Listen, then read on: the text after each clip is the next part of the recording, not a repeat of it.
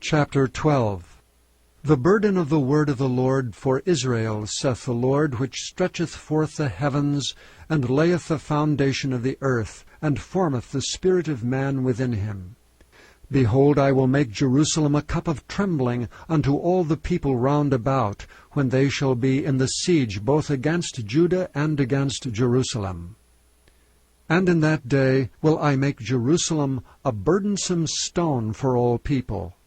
All that burden themselves with it shall be cut in pieces, though all the people of the earth be gathered together against it.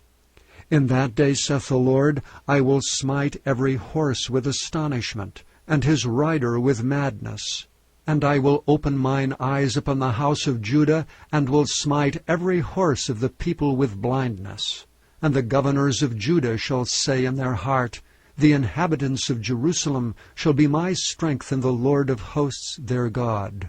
In that day will I make the governors of Judah like an hearth of fire among the wood, and they a torch of fire in a sheaf. And they shall devour all the people round about on the right hand and on the left. And Jerusalem shall be inhabited again in her own place, even in Jerusalem.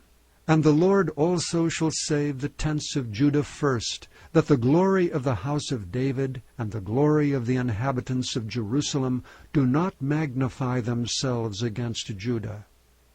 In that day shall the Lord defend the inhabitants of Jerusalem, and he that is feeble among them at that day shall be as David, and the house of David shall be as God, as the angel of the Lord before them.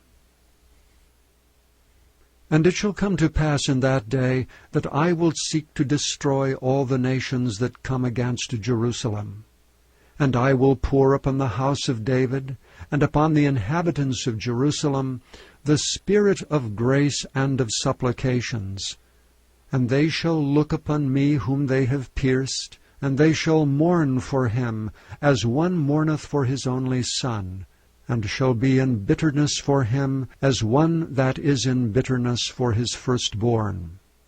In that day shall there be a great mourning in Jerusalem, as the mourning of Hadad Rimmon in the valley of Megiddon.